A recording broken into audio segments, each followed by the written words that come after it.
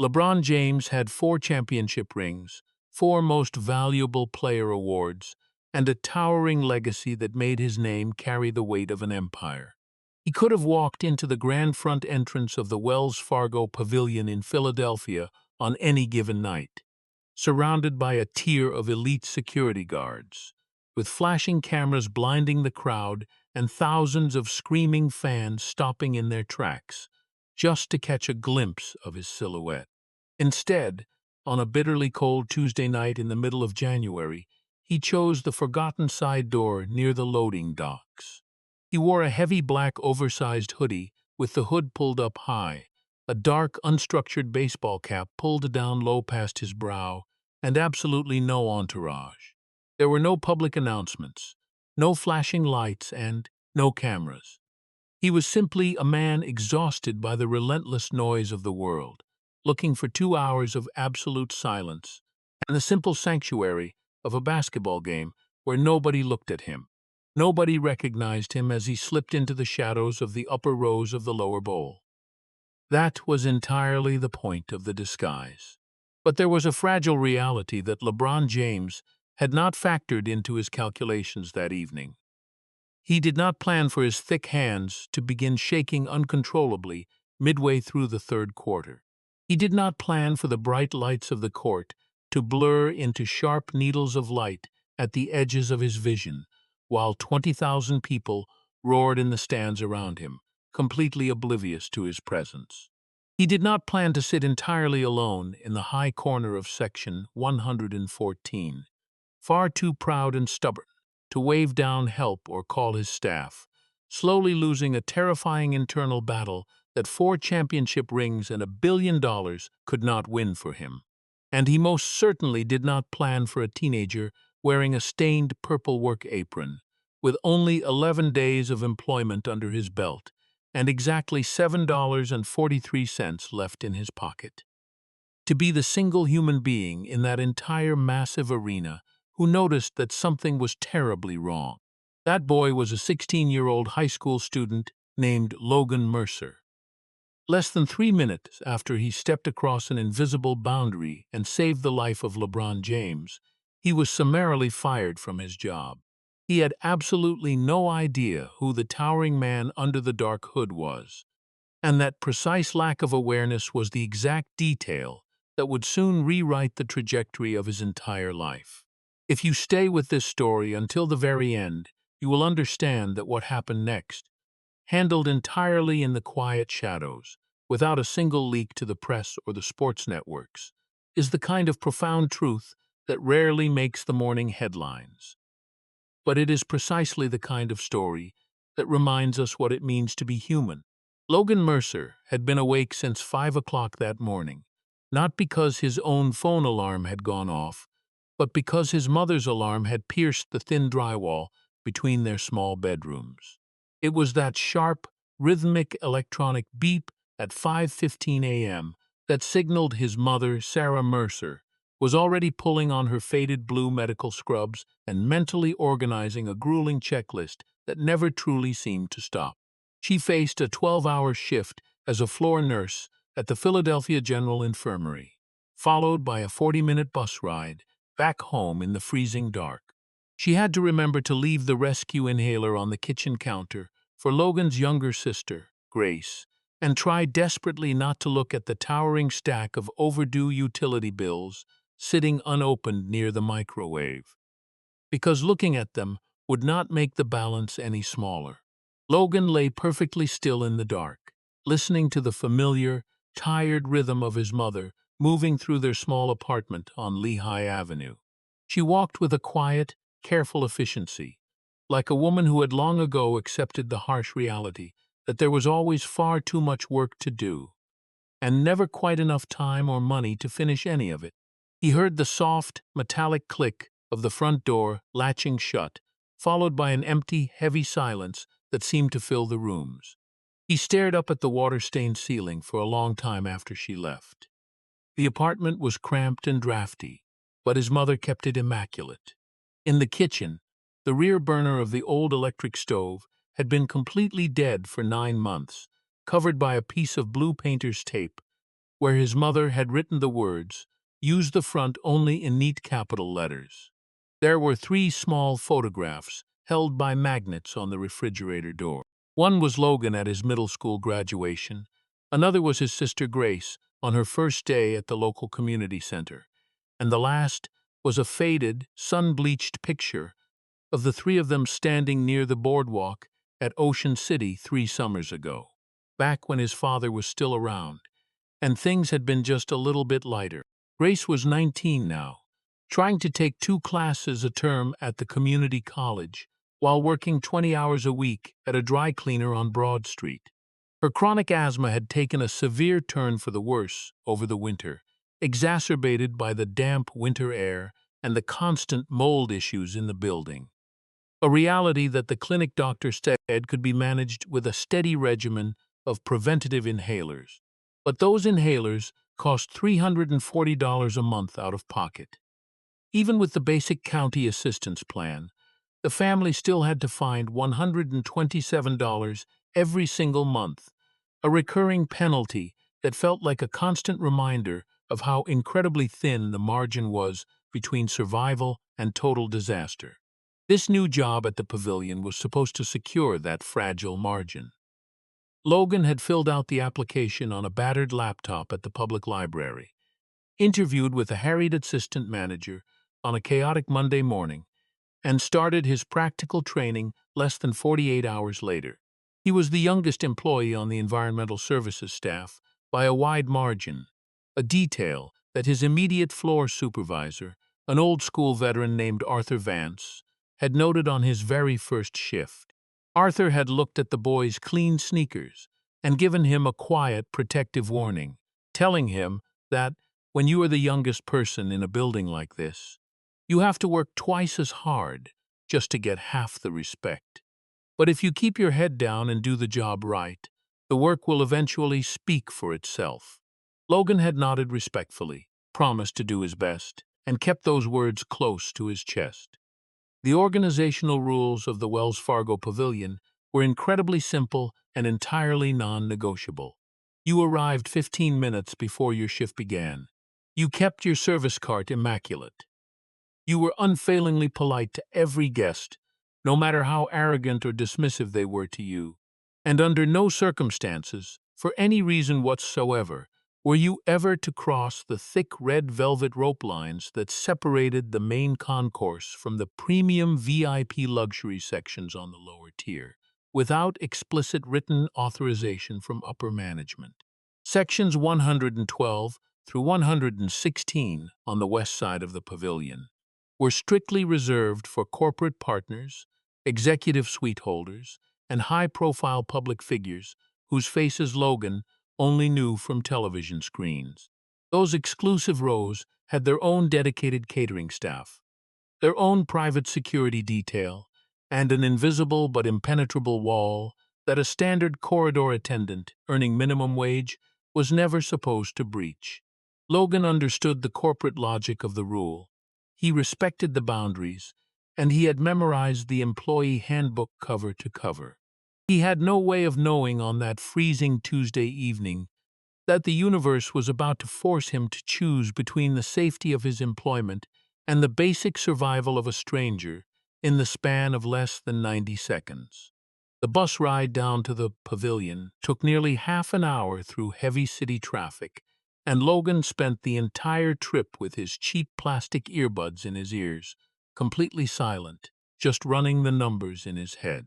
His sister had sent him a brief text message during his lunch break at school, noting that the pharmacy had called with a final warning about the prescription refill, and he had immediately replied with the words, "Don't worry, I will handle it tonight."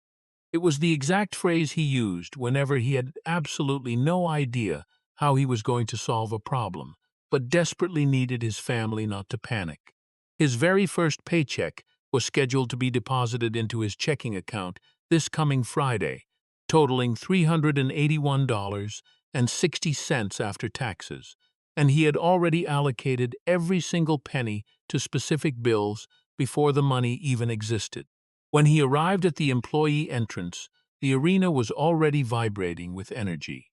an older woman named Martha, who managed the pretzel stand 2 bays down from Logan Station, waved at him as he clocked in.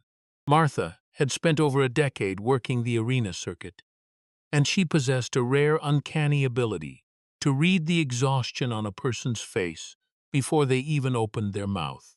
She handed him a cold cup of tap water and asked if it had been a rough day at school, and Logan simply offered a tired smile and said he was just adjusting to the schedule. She patted his arm gently and told him to brace himself, because a home game against the Los Angeles Lakers always brought out the loudest crowds and the most demanding guests.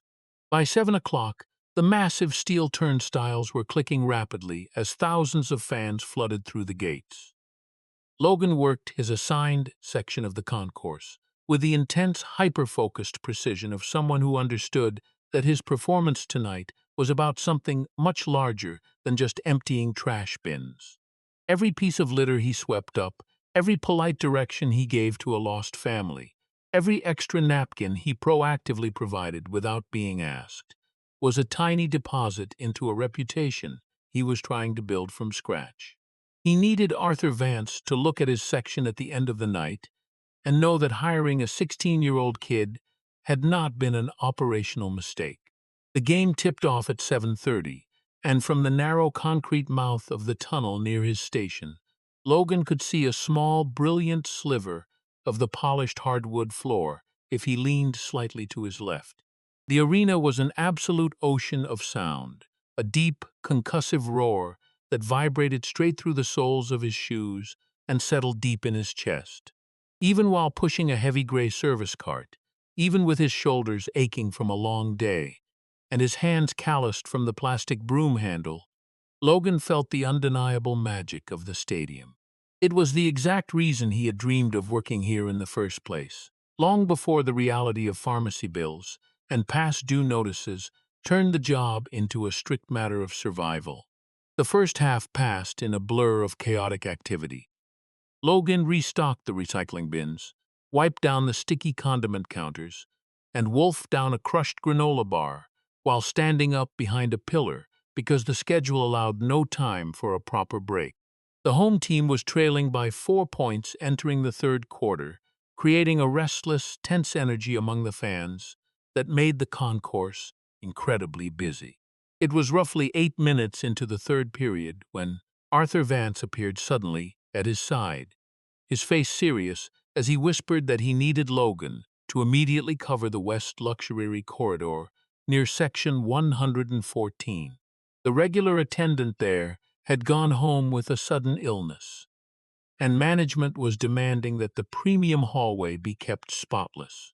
Arthur looked the boy in the eye and reminded him firmly to stay strictly in the corridor, keep his head down, and under no circumstances speak to or bother any of the high-tier guests sitting in those rows. Logan gave a disciplined nod, confirmed the instructions, and moved his cart down the quiet service elevator. The West Luxury Corridor was an entirely different world compared to the noisy, crowded public concourse. This was premium corporate territory. The concrete floor was covered by a thick, dark midnight blue carpet that completely absorbed the sound of footsteps, making the entire hallway feel oddly solemn and intensely serious. There were perhaps a few dozen wealthy fans scattered across the upper rows of Section 114 when Logan took up his position near the velvet rope line. They were immaculate people, mostly dressed in expensive wool coats and tailored jackets, the kind of crowd that watched a sporting event with their arms crossed tightly over their chests rather than their hands thrown in the air. Logan kept his posture straight, his eyes fixed on the floor ahead of him, and his hands moving with quiet purpose as he straightened a polished chrome trash receptacle. He had been at his new post for less than 5 minutes when he first noticed the man. He was sitting entirely alone in the third row, from the top of the section, separated from the rest of the spectators by a few empty seats. Even while seated, the man was incredibly imposing, his broad shoulders and massive frame occupying the space with a natural, unforced authority that was impossible to ignore. He wore a plain black hoodie with the zipper pulled up to his throat and a dark baseball cap pulled so low that the brim was almost completely parallel to the floor, hiding his eyes in deep shadow. He had no drink container, no food tray, and no phone in his hands. He was simply watching the action on the court with a terrifying, absolute stillness that seemed entirely unnatural amid the roaring crowd. Logan glanced at him once out of professional habit and immediately looked away, knowing that a lone guest in the premium section clearly desired absolute privacy and was none of his business. He returned to wiping down the brass railing of his cart, but a strange, quiet instinct kept drawing his eyes back to the lone figure. It was not a flash of recognition. Logan genuinely did not know who this man was from this specific angle and distance, as the dark hood completely obscured the famous features. It was something far more subtle than recognition. It was a sharp, quiet human instinct, the exact same observational awareness that his mother possessed after 20 years of working the triage desks at the city hospital. It was that rare, unteachable human sense that registers when the energy in a room has quietly shifted from normal to dangerous without anyone uttering a single word out loud. The large man's right hand was resting flat on his knee, and Logan noticed it was trembling. It was not a violent, dramatic shake that would cause the wealthy patrons nearby to turn and gasp, but rather a slight, involuntary, rhythmic shiver that faded for a second and then returned with greater intensity. Logan watched that hand for 3 full seconds, freezing in place, ensuring that his eyes were not playing tricks on him in the dim lighting of the lower bowl. Then he shifted his gaze upward to the small patch of skin visible beneath the low brim of the cap. The skin along the man's heavy jawline was slick and glistening with a heavy coat of sweat. The ambient temperature inside the climate-controlled arena was kept at a comfortable 65 degrees, yet this man was visibly sweating through a heavy fleece hoodie. His eyes, which had been locked onto the fast-paced movements of the players a moment prior, were now drifting aimlessly, losing their focus, staring blankly at the floor between his feet. It was the unmistakable sight of a proud human being, working with every ounce of his remaining willpower to appear completely fine, while his system was crashing. Logan had seen this exact physical collapse once before.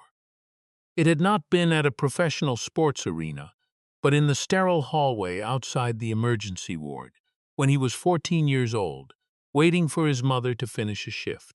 A middle-aged man had stepped out of the elevator, moving with that same hyper-careful, rigid deliberateness, and had sat down slowly against the wall. Within 30 seconds, Logan's mother had rushed over with a small carton of orange juice, speaking in a low, incredibly calm voice, while holding the man's shaking hands until the color returned to his face. She had explained to Logan afterward, over lukewarm cafeteria food, that severe hypoglycemia sneaks up on a person like a thief, and by the time their brain registers the danger, their blood sugar is already dangerously depleted. She had told him that people get incredibly stubborn about it, believing they can simply push through the weakness with sheer mental effort. But eventually, the body always wins the argument. Logan looked at the large man in row 3. He looked down at the thick red velvet rope line that physically separated his regular corridor assignment from the premium seating tier. He looked down at his gray service cart, thinking of his sister's urgent text message about the pharmacy account and the stern warnings from Arthur Vance regarding the absolute sanctity of the VIP boundaries. He thought of his mother waking up at 5:15 in the morning in a freezing apartment, sacrificing her own health day after day, because there was simply too much to take care of and never enough resources to go around. The man's head dropped slightly forward, his broad shoulders slumping as his hand gave a sudden, sharp tremor. Logan did not hesitate. He reached down into the personal storage compartment of his service cart and grabbed the small, sealed bottle of premium orange juice he had purchased with his own money at the start of the shift for his mandated 10-minute break.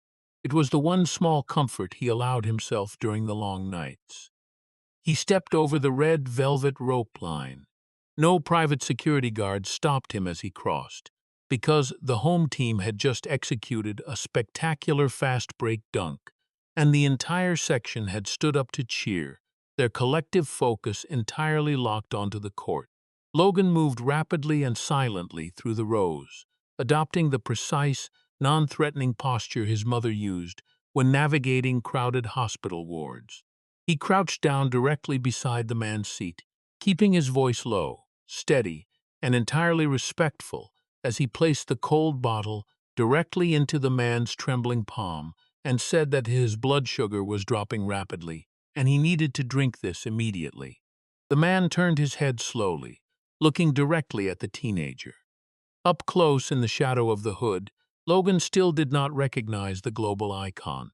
He merely saw a pair of exhausted, intelligent, and intensely proud eyes that were fighting a massive internal war just to stay focused on a single point. They were the eyes of a leader who was utterly unaccustomed to showing vulnerability, currently caught in a quiet, terrifying battle with a physical system that required immediate sugar, absolute rest, and an end to the pretense that everything was fine. The man looked down at the plastic bottle in his hand, then looked up into Logan's eyes. He did not say a single word. He twisted the cap off with a stiff, uncooperative grip and drank the entire bottle in long, desperate swallows. Logan remained crouched perfectly still beside the armrest for 2 full minutes, never moving an inch, never asking a single intrusive question, and never looking away. He simply waited the way his mother had taught him, to wait for a patient's vitals to stabilize, offering a calm, steady human presence that refused to make the emergency feel larger or more embarrassing than it needed to be. By the time the loud horn sounded to signify the end of the third quarter, the violent trembling in the man's large hand had completely subsided. His heavy shoulders relaxed back into their natural posture against the stadium seat, and his breathing became deep, regular, and clear. He handed the crumpled plastic bottle back to Logan, looking at the boy for a long, silent moment with absolute clarity. "Thank you," he said simply. The two words were delivered in a deep, quiet, baritone voice, carrying a weight of absolute certainty that required no additional explanation or grand gestures. Logan gave a respectful nod, rose to his feet, and turned to step back over the velvet boundary to return to his cart.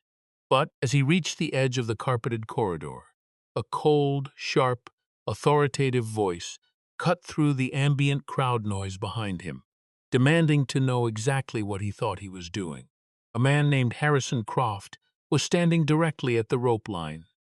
Croft was the director of operations for the entire Wells Fargo pavilion, a 51-year-old executive with perfectly manicured silver hair, wearing a bespoke tailored gray suit that cost more than Logan's mother earned in a full month of nursing shifts. Croft was not a physically imposing individual, but he possessed a calculated, highly practiced corporate posture that allowed him to project immense power. He stood with perfectly squared shoulders, a slightly lifted chin, and the cold, unblinking expression of a man who had spent decades refining the precise corporate art of making everyone else feel insignificant. His sharp eyes darted from Logan's face to the lone guest sitting in row 3, and then snapped back to the teenager with absolute disdain. "You have crossed directly into a highly restricted premium tier," Croft said, his voice level but dripping with venom, without a single shred of operational authorization, in direct and flagrant violation of the core security protocols you were explicitly briefed on during your first day of training. Logan took a breath, attempting to explain that the guest was experiencing a severe medical episode and required immediate assistance, but Croft cut him off instantly without raising his volume. "I am not even remotely interested in what you subjectively believed a premium guest required," Croft replied, stepping closer until he was less than 2 feet away. That was the defining characteristic of Harrison Croft.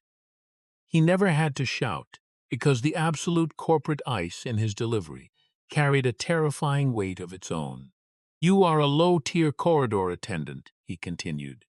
"You do not possess the qualifications to make medical assessments. You do not enter restricted executive tiers.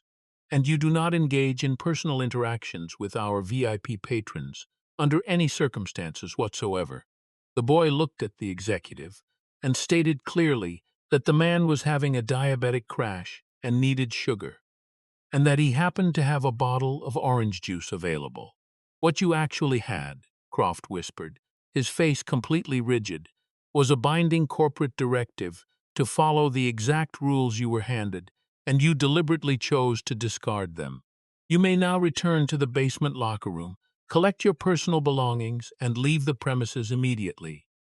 Your employment with this facility is terminated permanently." The immediate hallway had fallen completely silent as the exchange ended.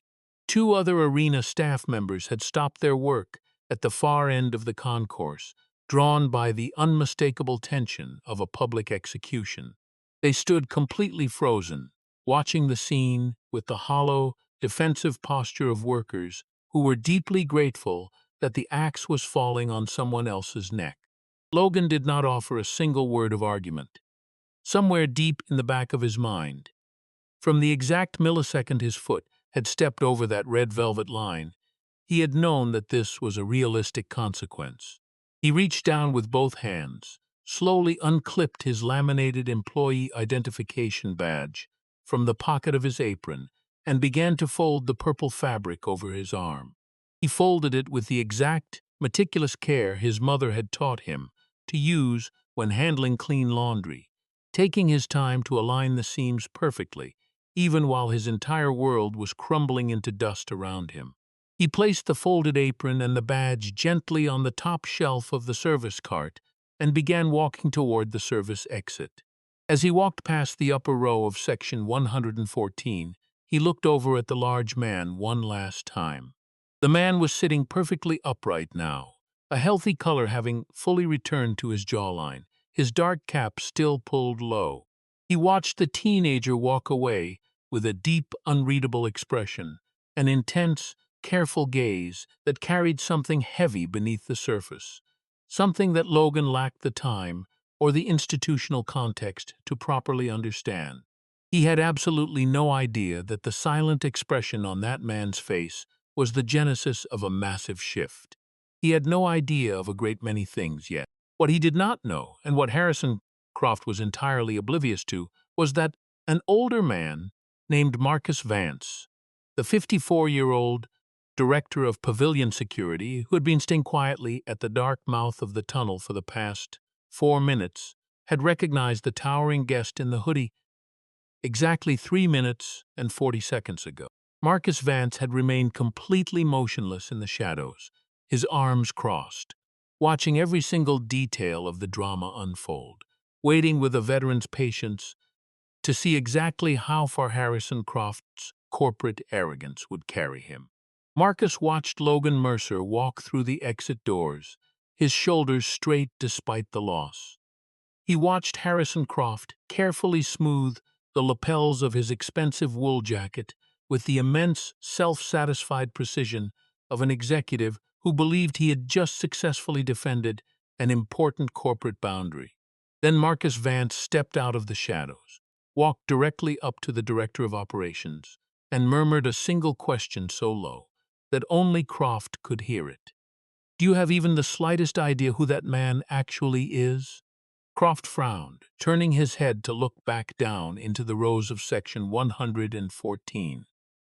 The large guest had slowly reached up with both hands, taken off his dark baseball cap, and set it gently on the empty stadium seat beside him. Harrison Croft's face instantly drained of all color, turning the exact shade of old, wet concrete. The freezing wind of a mid-January night swept down Broad Street, biting through the thin fabric of Logan Mercer's worn jacket as he stood entirely alone at the bus stop. His hands were stuffed deep into his pockets, but his mind was running a continuous, exhausting loop of figures and calculations. $381.16. That was the exact amount of the first paycheck he had carefully balanced in his mind for 2 weeks, and now it was a ghost.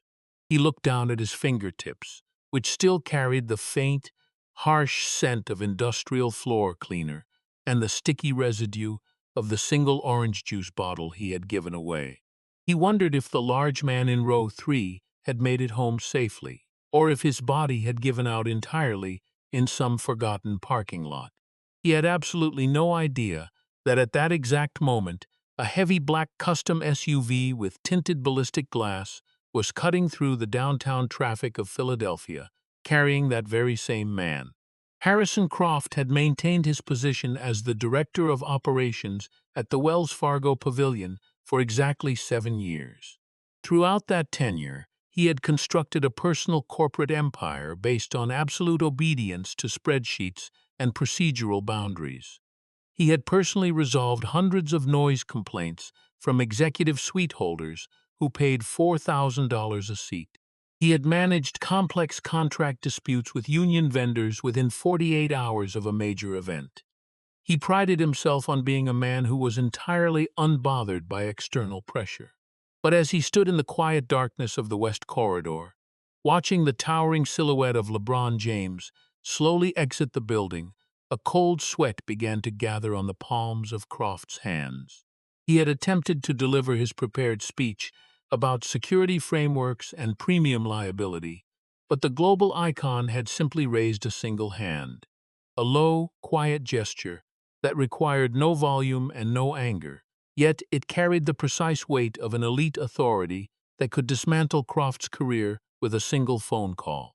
As the corporate vehicle glided smoothly into the night, LeBron James leaned his head back against the hand-stitched leather of the passenger seat. The amber glow of the Philadelphia streetlights flashed across his face through the dark glass, creating a rhythmic pattern of light and shadow. His physical system had stabilized, the dangerous crash completely averted by the simple sugar of a teenager's break drink.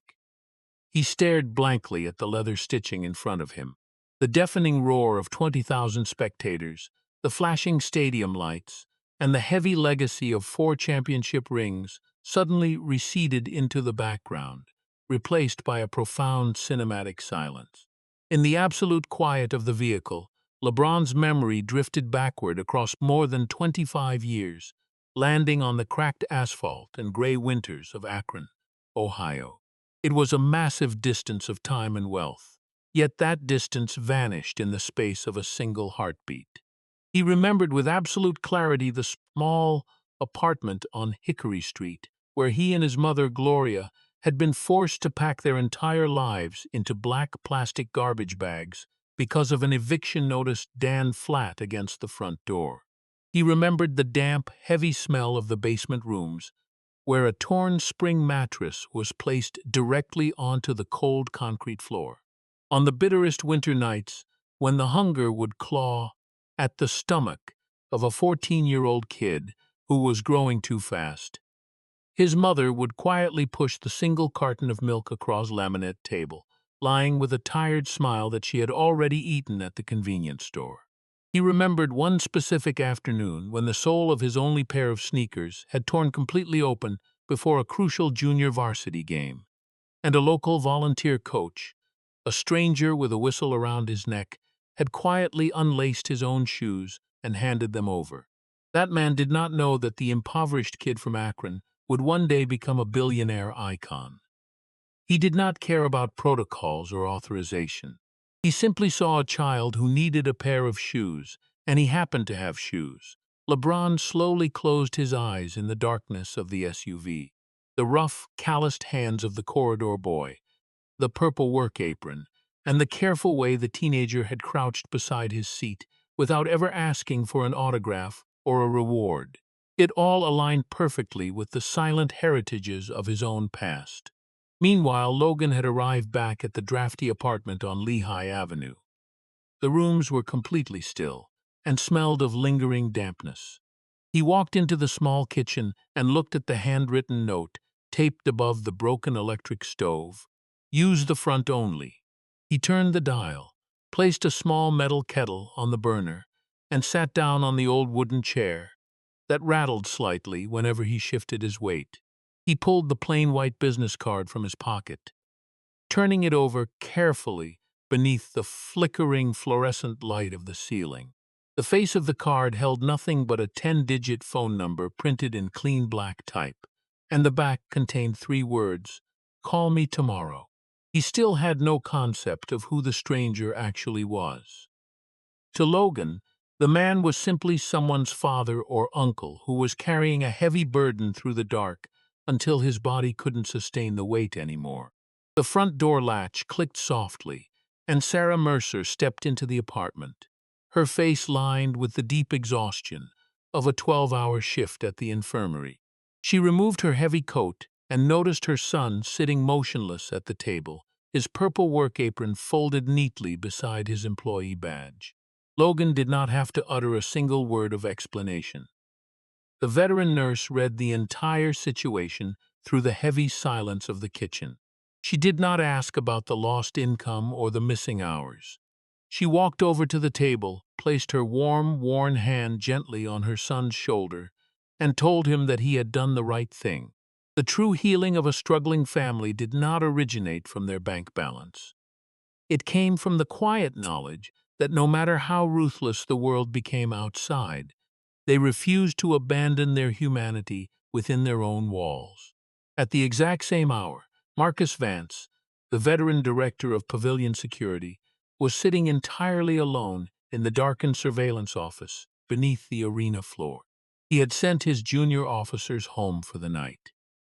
On the primary monitors, the security footage from Section 114 was locked on a continuous loop, time-stamped between 8 o'clock and 9:52 p.m. Marcus watched the unedited footage with a flat, disciplined expression. He watched Logan Mercer observe the subtle signs of distress in row 3. He watched the boy step deliberately over the red velvet rope line, without a trace of hesitation. And he watched Harrison Croft approach the scene with the rigid, self-righteous posture of an executive executing a textbook corporate policy. Marcus Vance understood Croft's psychology perfectly. The man was not an inherently malicious monster. He was simply a flawless product of a corporate system that had confused administrative authority with moral correctness for so long that he could no longer separate the two. Marcus gave a heavy sigh, inserted an encrypted drive into the console, and transferred the 4 minutes and 37 seconds of video data, labeling the file truth at Section 114. He did not route it to human resources, nor did he forward it to the executive vice presidents of the pavilion. He opened his secure personal email account and typed in a private address he had kept hidden for 4 years, ever since he had managed a sensitive security matter for LeBron's personal management team during a private corporate meeting. Marcus composed a message with no subject line, writing only 4 short, clear sentences before attaching the unedited video file. He clicked the send button. The sharp sound of the mouse click echoed through the empty concrete office, like the sudden snapping of a metal trap that Harrison Croft had meticulously built for himself. Without ever realizing it, Harrison Croft sat behind the expansive mahogany desk in his private executive suite on the 4th floor of the pavilion, the rhythmic ticking of the brushed steel wall clock measuring the silence of the room. The ambient light was low, accentuating the perfect, sharp creases of his gray trousers and the expensive leather of his Italian Oxfords. He poured 2 ounces of sparkling water into a crystal tumbler, his hand completely steady, his expression displaying the absolute calm of a man who believed his actions were not only justified, but necessary for the preservation of order. In his mind, the teenager from the Environmental Services pool was already a historical footnote, a minor administrative error that had been corrected before it could infect the operational integrity of the facility. He did not view the firing as an act of cruelty. He viewed it as a vital maintenance of structure. To Harrison Croft, the world was divided into those who created the protocols and those who were engineered to follow them, and any deviation from that architecture was a direct threat to his authority. He opened his company-issued laptop, the white glare of the screen reflecting off his silver hair as he began drafting an official memorandum to the Director of Human Resources, ensuring the Assistant General Manager was copied on the transmission. The timestamp on the screen read exactly 11:23 p.m.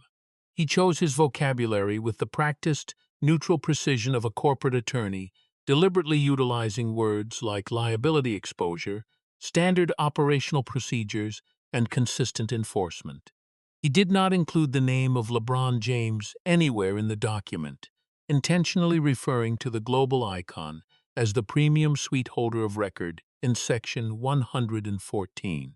He documented that the terminated employee had deliberately crossed a marked security threshold without management clearance and attempted to engage in unauthorized physical contact with a high-profile guest.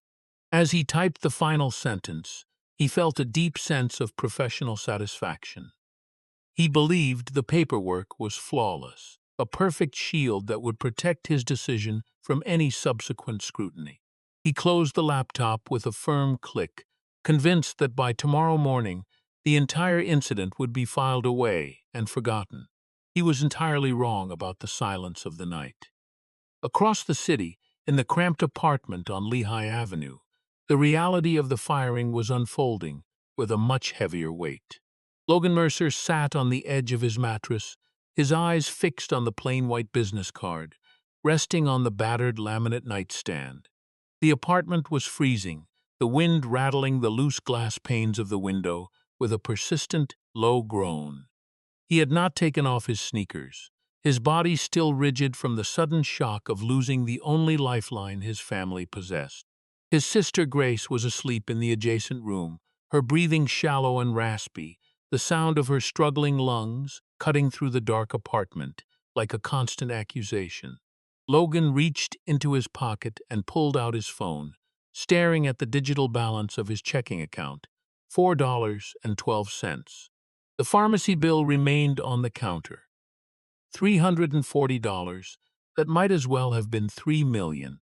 He thought about the coldness in Harrison Croft's eyes, the way the man had looked at his folded purple apron as if it were a piece of garbage rather than the source of his family's survival.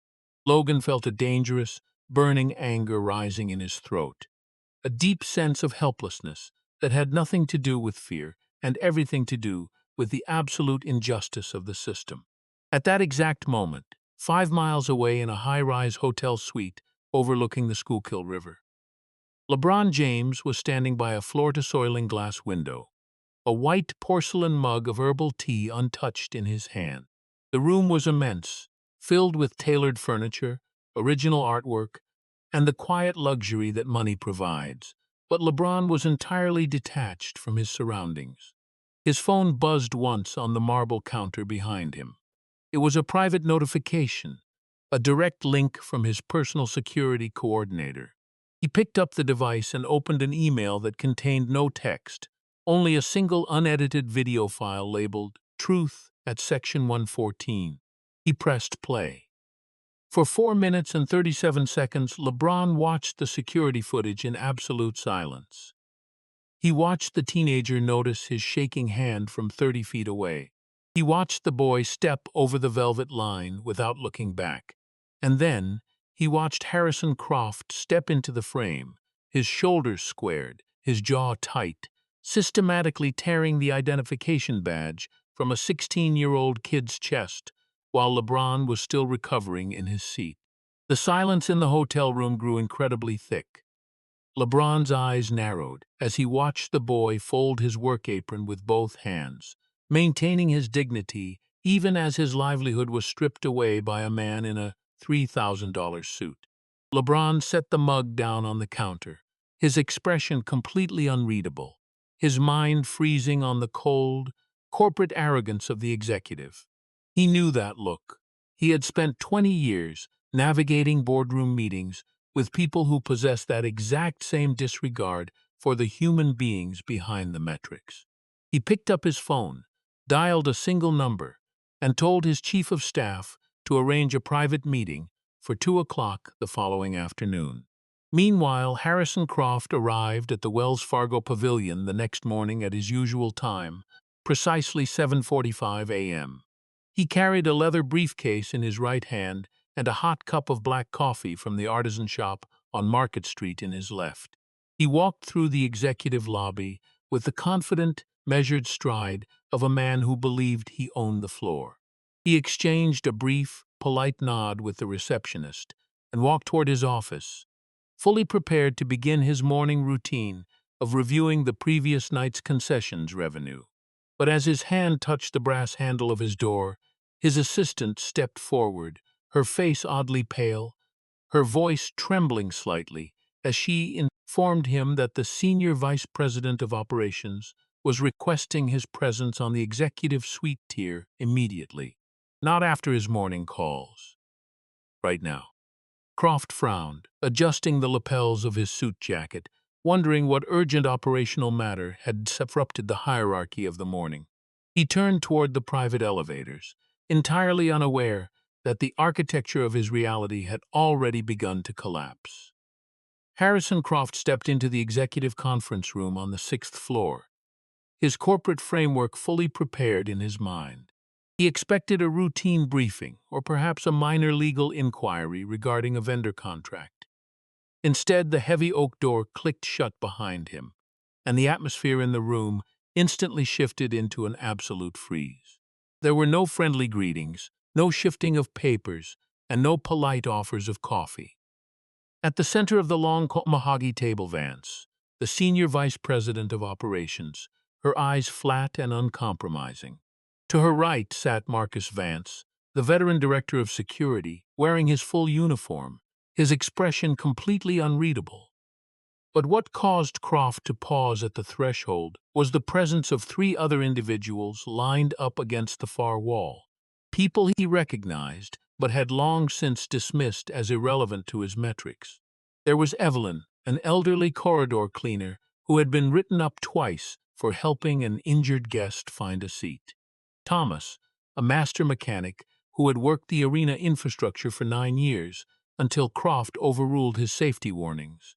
And Clara, a former payroll accountant who had resigned after protesting Croft's rigid policy on cutting junior hours. Elena Vance did not wait for Croft to sit down. She turned a laptop screen toward him and pressed a button. For 4 minutes and 37 seconds, the unedited security footage from Section 114 played in total silence.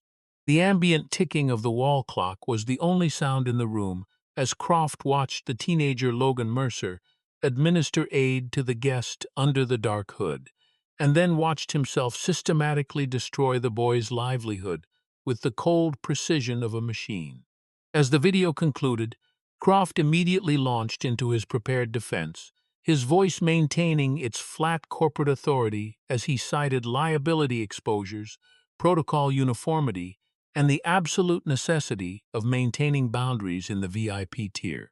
He argued that the identity of the unauthorized individual did not change the nature of the violation, and that allowing corridor staff to make individual judgment calls would compromise the operational framework of the entire facility. Elena Vance held up a single hand, stopping him in the middle of a sentence. Her voice was incredibly quiet, but it carried a finality that brooked no debate. She told him that he had fired a 16-year-old minor for saving a human life, and then spent his night drafting an administrative email to justify his own lack of basic character. She then pointed to the three witnesses across the room, stating that Marcus Vance had conducted an immediate, thorough review of Croft's internal management record over the previous 7 years. What emerged was not the portrait of an executive defending a facility, but a consistent pattern of administrative arrogance that prioritized procedural tidiness over human survival. Croft opened his mouth to reply, his mind frantically scrambling to reassemble his defense, but Elena delivered the final concussive blow. She looked him directly in the eye and informed him that the unedited video file had been sent directly to the private email of the primary owner of the team's organizational assets, the very man sitting in row 3 under the black hood.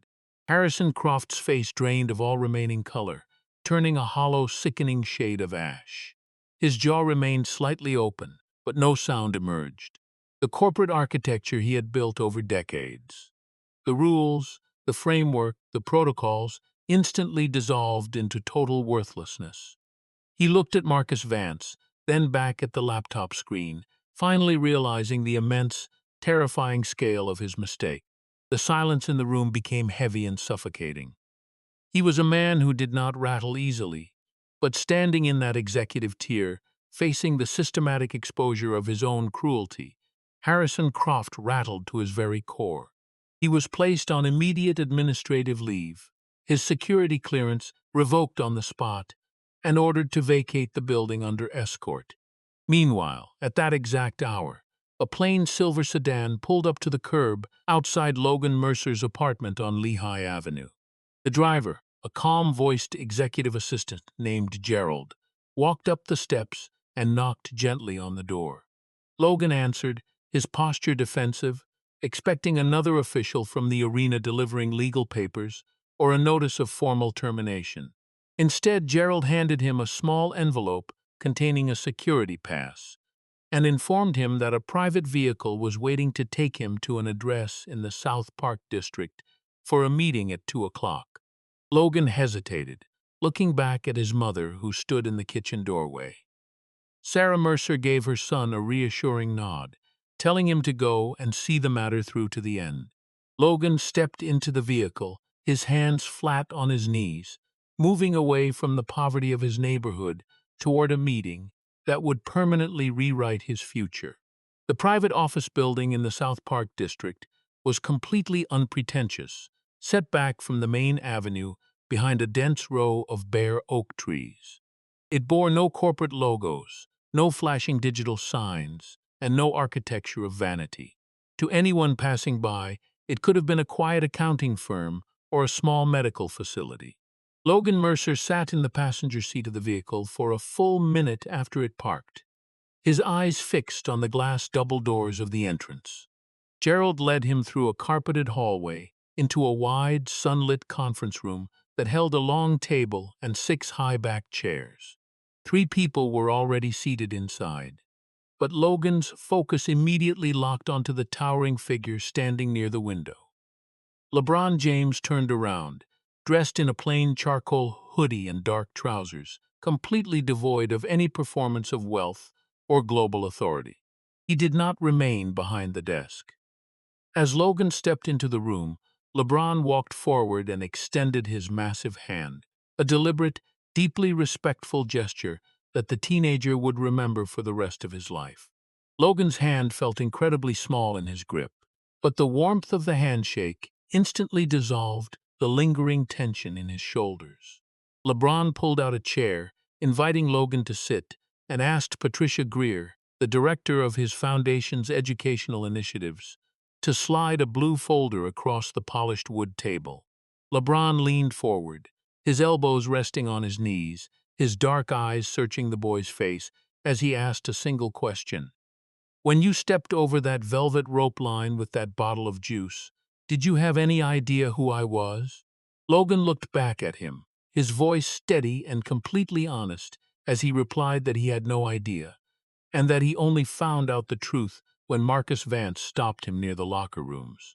He explained that his mother was a floor nurse, who had taught him exactly what a severe hypoglycemic crash looked like, and that he simply saw a human being in distress, possessed a bottle of orange juice, and knew what had to be done. LeBron listened in absolute silence, nodding slowly as the boy spoke, filing the words away into a deep compartment of his mind. He looked at Patricia Greer, who gently opened the folder and began outlining the terms of a life-altering intervention.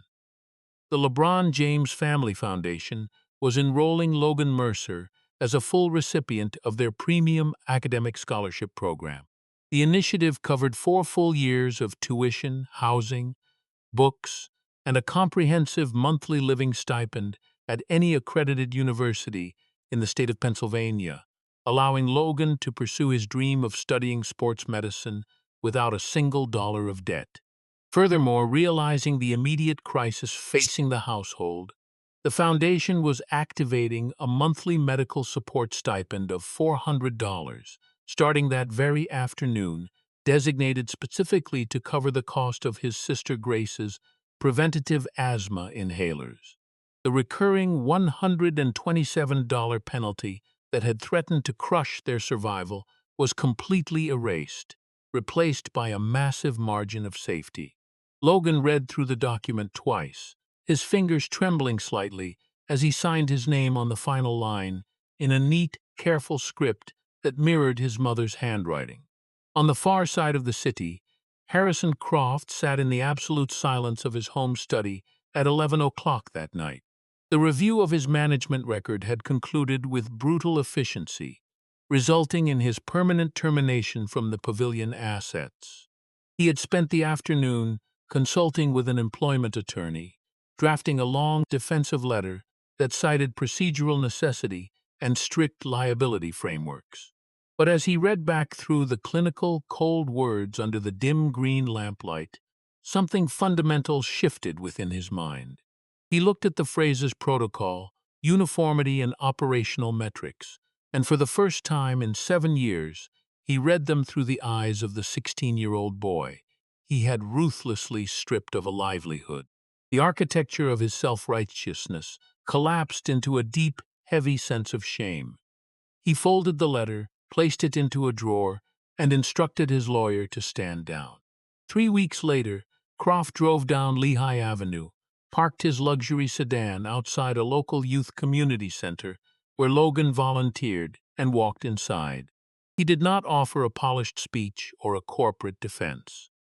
He stood before the teenager, his posture completely humbled, looked him in the eye, and simply stated that he had been completely wrong, that his actions were a failure of basic character, and that he was deeply sorry. Logan looked at the former executive, saw the genuine remorse in his eyes, and accepted the apology with a quiet, certain thank you that allowed both men to finally move past the shadow of that night. 18 months later, Logan Mercer was 18 years old.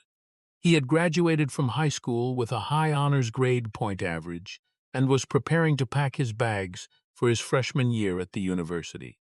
He was spending the final weeks of the summer working as a junior medical intern with the professional athletic training staff at the arena, shadowing the chief physical therapist during team practices. He was the youngest person on the medical floor by more than 6 years, arriving 15 minutes early for every single shift, his posture straight, his focus absolute.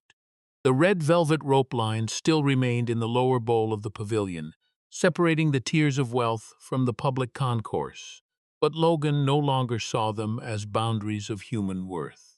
He understood that systems will always construct walls and protocols to separate people, but those structures are entirely powerless against the quiet, unyielding weight of human empathy. True legacy is never measured by the rings on a man's fingers or the metrics on a spreadsheet. It is found in the silent moments when we choose to look past the rules of an institution to protect the life of a stranger.